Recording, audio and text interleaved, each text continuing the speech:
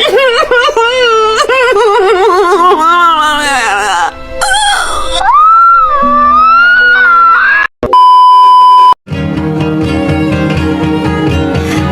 never known someone like you, tangled in love, stuck by you, found a clue.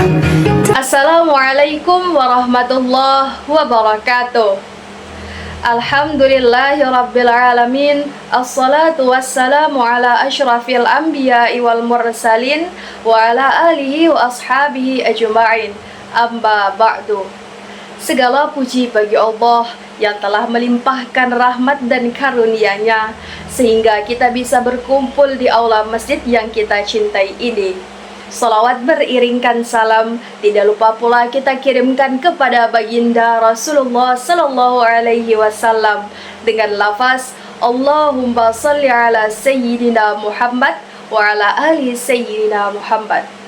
Sebelumnya, perkenalkan, nama saya Fitari Rahmadini, seorang fasilitator pemberdayaan masyarakat. Tugas saya di sini bukan memberi jawaban, tetapi membangun ruang dialog agar masyarakat menemukan jawabannya sendiri. Karena saya percaya masyarakat itu tidak lemah, mereka hanya belum diberi kesempatan untuk bicara dan bergerak bersama. Selamat siang ibu-ibu, bapak-bapak sekalian. Senang sekali bisa berbagi ruang dengan Anda hari ini. Sebagai seorang fasilitator, saya melihat peran kita sangat krusial dalam setiap proses pembangunan. Hari ini kita akan berbicara tentang pembangunan sosial, sebuah topik yang begitu dekat dengan keseharian kita. Bapak Ibu sekalian, seringkali kita mendengar kata pembangunan. Fokus kita pasti langsung tertuju pada infrastruktur fisik seperti jalan, gedung, dan jembatan.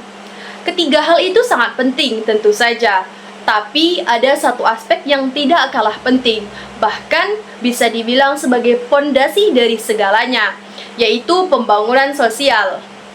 Pembangunan sosial sendiri berbicara tentang peningkatan kualitas hidup masyarakat secara menyeluruh. Ini bukan hanya tentang angka-angka ekonomi saja, tapi tentang bagaimana setiap individu memiliki akses yang sama terhadap pendidikan, kesehatan, pekerjaan yang layak, serta lingkungan yang aman. Ini tentang bagaimana kita membangun masyarakat yang inklusif, adil, dan tentunya berdaya. Tanpa pondasi sosial yang kuat, pembangunan fisik tidak akan berkelanjutan.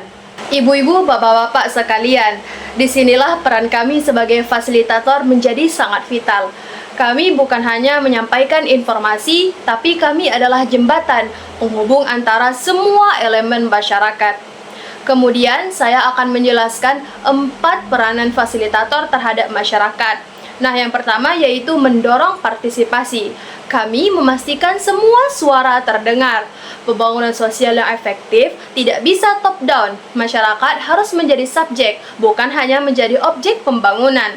Kami memfasilitasi diskusi, lokakarya, dan pertemuan agar ide-ide dan kebutuhan lokal masyarakat bisa terartikulasi dengan baik.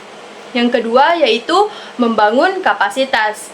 Kami membantu individu dan kelompok masyarakat untuk mengembangkan keterampilan dan pengetahuan mereka.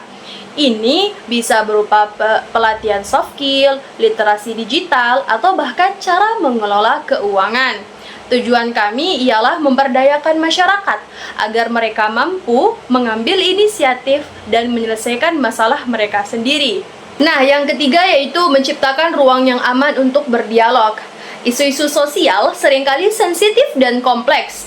Kami menciptakan lingkungan di mana perbedaan pendapat bisa kita diskusikan secara konstruktif, kemudian mencari titik temunya dan merumuskan solusi bersama. Nah, yang terakhir yaitu memfasilitasi kolaborasi. Pembangunan sosial merupakan upaya yang kolektif dari pemerintah, swasta, organisasi masyarakat sipil, dan individu. Haruslah mereka bekerja sama. Kami membantu mengidentifikasi potensi kolaborasi dan merajut kemitraan yang sangat efektif.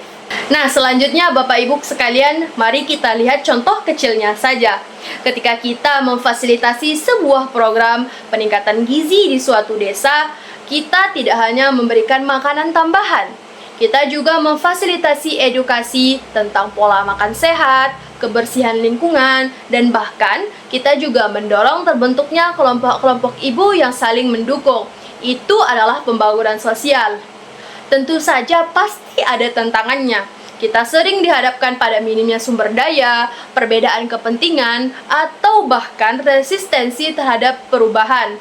Namun, pendekatan yang kita gunakan yaitu partisipatif, transparan, dan berkelanjutan. Tantangan ini bisa kita ubah menjadi sebuah peluang. Nah, yang terakhir Bapak Ibu sekalian, pembangunan sosial merupakan investasi jangka panjang untuk masa depan yang lebih baik. Ini adalah tentang menanam benih-benih keadilan, kesetaraan, dan kesejahteraan di setiap sudut masyarakat.